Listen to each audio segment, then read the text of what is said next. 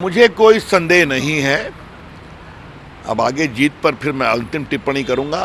इतना ही कह सकता हूं कि बहुत ही प्रभावी निर्णायक जीत होगी। भारत की जनता नरेंद्र मोदी की अगुवाई में एनडीए को पूरा आशीर्वाद दे रही है। अब देखिए, सामने दिखाई पड़ रहा है कि उत्तर प्रदेश में 49 में 80 में 34 एनडीए आगे बढ़ा हुआ है। आगे पूरे देश में ऐसे ही चलेगा। जीते पे सवाल लोग खड़े कर रहे हैं और जनता से उन्होंने अपील की है कि सर पे कफन बांध के निकले, अगर कुछ होती है गड़बड़ तो विरोध करें इसका। मैं क्या बोलूं इसका। तेलंगाना में जीत जाए कांग्रेस तो ईवीएम ठीक है, बंगाल में ममता जीते तो ईवीएम ठीक है, हिमाचल में कर्नाटका में जीत जाए कांग्रेस तो ईवीएम ठीक है, और हार जाए तो ईवीएम गड़बड़ है। ऐसा कैसे चलेगा? ये तो ठीक नहीं है। साउथ में कुछ उम्मीद है इस बार?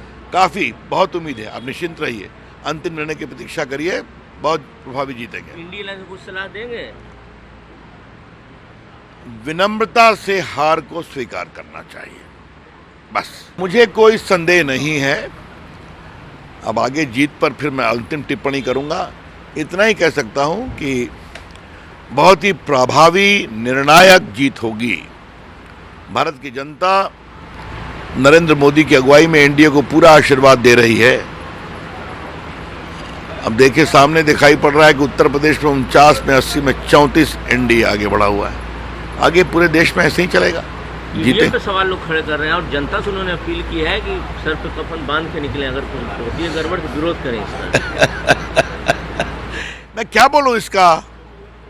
तेलंगाना में जीत जाए कांग्रेस तो ईवीएम ठीक है, बंगाल में ममता जीते तो ईवीएम ठीक है, हिमाचल में कर्नाटका में जीत जाए कांग्रेस तो ईवीएम ठीक है, और हार जाए तो ईवीएम गड़बड़ है। ऐसा कैसे चलेगा? ये तो ठीक नहीं है। साउथ में कुछ उम्मीद है इस बार?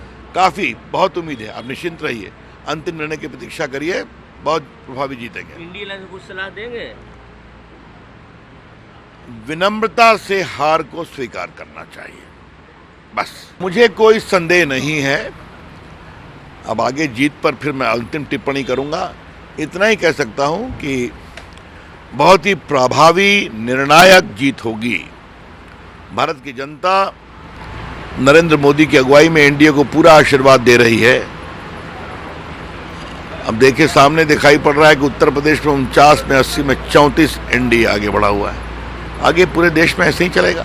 जीते पे सवाल लोग खड़े कर रहे हैं और जनता से उन्होंने अपील की है कि सर पे कफन बांध के निकले, अगर कुछ होती है गड़बड़ तो विरोध करें इसका। मैं क्या बोलूं इसका। तेलंगाना में जीत जाए कांग्रेस तो ईवीएम ठीक है, बंगाल में ममता जीते तो ईवीएम ठीक है, हिमाचल में कर्नाटका में जीत जाए कांग्रेस तो ईवीएम ठीक है, और हार जाए तो ईवीएम गड़बड़ है। ऐसा कैसे चलेगा? ये तो ठीक नहीं है। साउथ में कुछ उम्मीद है इस बार? काफी, बहुत उम्मीद है। आप निश्चिंत रहिए, अंतिम निर्णय की प्रतीक्षा करिए, बहुत प्रभावी जीतेंगे। इंडिया लाइन कुछ सलाह देंगे? विनम्रता से हार को स्वीकार करना चाहिए, बस।